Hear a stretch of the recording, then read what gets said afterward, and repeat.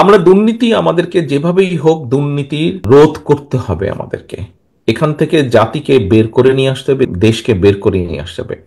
বিসমিল্লাহির রহমানির রহিম। আজকের এই 31 দফা আহ 31 দফা আমাদের 31 দফার যে পয়েন্টগুলো এটি এই অনুষ্ঠানে উপস্থিত প্রাইভেট বিশ্ববিদ্যালয়ের প্রিয় ছাত্রছাত্রীবৃন্দ এবং মঞ্চে উপস্থিত আলোচকবৃন্দ, আসসালামু আলাইকুম।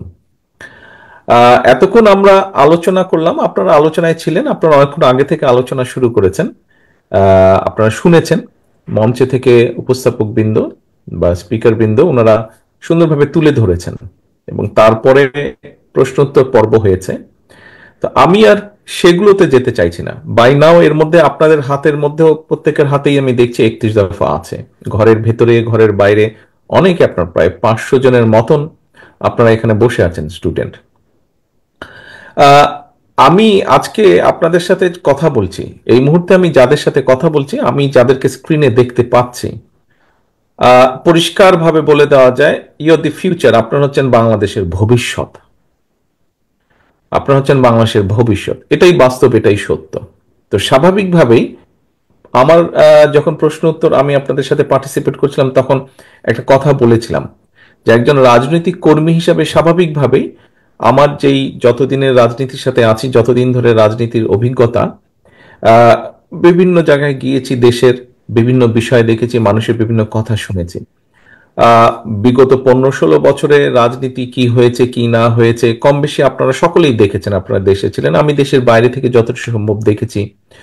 বিদেশে থাকার বাধ্য হয়ে বিদেশে থাকার কারণে আমার কিছু জিনিস দেখার সুযোগ হয়েছে, সেগুলো আমি চিন্তা করেছি এই বিষয়গুলো নিয়ে। তো যেহেতু আমি বললাম যে আপনারা হচ্ছেন বাংলাদেশের ভবিষ্যৎ, আজকে আমি বাংলাদেশের যারা আপনারা ভবিষ্যৎ তাদের সাথে আমি আমার কিছু চিন্তা শেয়ার করতে চাই। এই চিন্তার অনেকগুলো এরই ভিতরে 31 দফায় আপনারা পেয়েছেন, আপনারা নিজেও আলোচনা করেছেন, নিজেদের বক্তব্য তুলে ধরেছেন। মঞ্চে যারা উপস্থাপক বৃন্দ আছেন বা আলোচক বৃন্দ আছেন, ওনারা ওনাদের অবস্থান থেকে ব্যাখ্যা করেছেন আপনাদের সামনে আপনাদের প্রশ্নের উত্তরগুলো। আমি কয়েকটি বিষয় একটু আপনাদের সামনে তুলে ধরতে চাই। যেমন ধরেন, যেহেতু আপনারা স্টুডেন্ট, এখানে উপস্থিত প্রত্যেকে আপনারা স্টুডেন্ট, আমি শিক্ষাটা দিয়ে শুরু করতে চাই। যে শিক্ষাটাকে একজন পলিটিক্যাল অ্যাক্টিভিস্ট বা রাজনৈতিক কর্মী হিসাবে আমি কিরকম মনে করি যে শিক্ষা হওয়া উচিত আগামী দিনের ভবিষ্যৎ। আমি মনে করি যে আমাদের দেশের প্রথমেই যেটা করা উচিত, এবং আমাদের 31 দফার মধ্যেও আছে, যে শিক্ষা ক্ষেত্রে আমরা বাজেট বাড়াবো, বাজেট বৃদ্ধি করব। আমরা আমি ব্যক্তিগতভাবে মনে করি শিক্ষা ক্ষেত্রে যদি কিছু করতে হয়, প্রথমেই সেটা করা উচিত প্রাইমারি লেভেলে। প্রাইমারি শিক্ষা কেন্দ্রে, শিক্ষা স্কুলে শিক্ষক, ছাত্র ছাত্রী, এদের উপরে আমাদের প্রথম জোরটা দেওয়া উচিত। এখন প্রথম জোর দিতে আপনি কি বলেন? প্রথম জোর দিতে কি আমরা বুঝবো যে সুন্দর সুন্দর স্কুল বিল্ডিং গড়ে তোলা? আমি এটার পক্ষে নই, আমি এটার পক্ষে নেই। হ্যাঁ, কোনোটা যদি ভাঙাচোরা কিছু থাকে, মিনিমাম সেটাকে আমরা ঠিক করে নেব, যাতে শিক্ষকরা ভালোভাবে ক্লাস নিতে পারেন, ছাত্রছাত্রীরা, ছোট ছোট ছাত্রছাত্রীরা প্রাইমারি স্কুলে ভালোভাবে ক্লাস করতে পারে।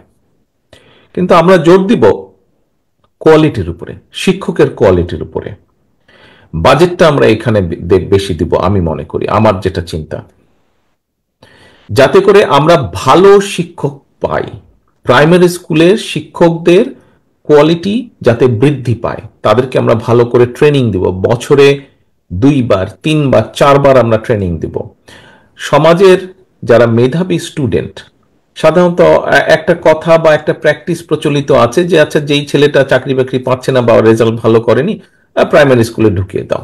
নো, এই অ্যাটিচিউডটা পরিবর্তন করতে হবে, এই চিন্তার পরিবর্তন করতে হবে। প্রাইমারি স্কুলের শিক্ষক সেই মানুষটি হবেন যে একজন ভালো মেধাবী ছাত্র বা ছাত্রী হিসেবে তার পরিবার, তার সমাজের কাছে গ্রহণযোগ্য। কারণ যদি মেধাবী একজন ছাত্র ছাত্রীকে প্রাইমারি স্কুলের শিক্ষক আমরা বানাতে পারি, তৈরি করতে পারি, ট্রেনিং দিতে পারি ভালোভাবে, তাহলে স্বাভাবিকভাবেই সেই স্টুডেন্টটা যখন শিক্ষক হবে বা শিক্ষিকা হবে, সে তার স্টুডেন্টদেরকে ভালো শিক্ষা দিবে। স্বাভাবিকভাবে সে তার স্টুডেন্টদেরকে ভালো শিক্ষা দিবে। এটি গেল খুব সংক্ষেপে একটি বিষয়। এবং এর জন্য যে শুধু ট্রেনিং দিব আমরা তা না, ট্রেনিং এর পাশাপাশি ট্রেনিং এর পাশাপাশি আমাদেরকে অনেকগুলো বিষয় এখানে ইনক্লুড করতে হবে। কোন সেই বিষয়গুলো? সেই বিষয়গুলো হচ্ছে যে শুধু পুঁথিগত বিদ্যা যে বাচ্চাদেরকে, হ্যাঁ ভালো বই দিব আমরা, সিলেবাস গুলো ভালোভাবে করব, ভালো বই দিব, শুধু তাই নয়, সাথে সাথে সামাজিক কতগুলো মূল্যবোধ আছে। সামাজিক কতগুলো মূল্যবোধ আছে। ঠিক আছে, মুরব্বীদেরকে, গার্জিয়ানদের, সিনিয়রদেরকে দেখলে আমরা কিভাবে কথা বলবো, সালাম দিব, আমাদের যেটা ধর্ম অনুযায়ী সামাজিক মূল্যবোধ যেটা আছে, ধর্মীয় মূল্যবোধ আছে, যার যার ধর্মে সেই মূল্যবোধ গুলো শিক্ষা দেওয়া হবে। কিভাবে কথা বলতে হবে একজন মানুষ বিপদে পড়লে। এখানে আহ, একজন আমাদের একজন এরিসা, বোধহয় খুব সম্ভব এরিসা, সে তার বক্তব্যে একটা কথা বলেছে যে জীব জন্তুর দের ব্যাপারে, যে অনেক ক্ষেত্রে আমরা দেখি যে আমাদের দেশের অনেক মানুষই আহ, অপ্রয়োজনভাবে জীব জন্তুকে কষ্ট দিয়ে থাকে। কাজেই এই যে মানুষ বিপদে পড়লে বা একটা জীবজন্তু বিপদে পড়লে তারকে সাহায্য করা, অর্থাৎ এই বিষয়গুলোকে যদি আমরা প্রাইমারি লেভেল থেকে বাচ্চাদেরকে শিখাতে পারি, আমি মনে করি আস্তে আস্তে এটার একটা পজিটিভ ইফেক্ট আমরা সমাজে দেখতে পাবো। সময় লাগবে হয়তো কিছুদিন, কিন্তু আমরা দেখতে পাবো। একটা বিরাট বড় বিষয় আছে, যেই বড় বিষয়টি হচ্ছে যে বড় বিষয় আছে সেটি হচ্ছে দুর্নীতি।